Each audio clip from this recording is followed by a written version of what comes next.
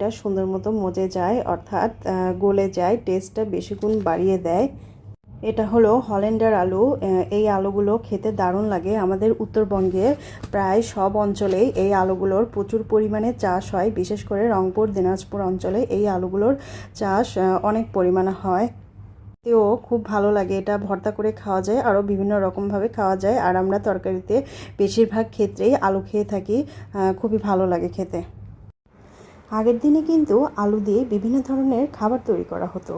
যেমন ধরুন, সাধারণত সেদ্ধ আলু, ভাজা আলু, আলু ভর্তা, আলুর চপ, আলুর ডালনা, আলুর তরকারি, আলুর পরোটা, আলুর চিপস ইত্যাদি খাওয়া হতো।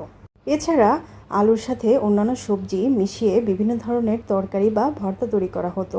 এগুলো আমরা দাদি নানির কাছ থেকে অনেক ধরনের রান্না দেখেছি এবং শিখেছি। আমাদের দেশে আলু একটি জনপ্রিয় সবজি, যা দিয়ে বিভিন্ন ধরনের খাবার তৈরি করা যায়। আগের দিনে যখন খাদ্য উপকরণ কম ছিল, তখনও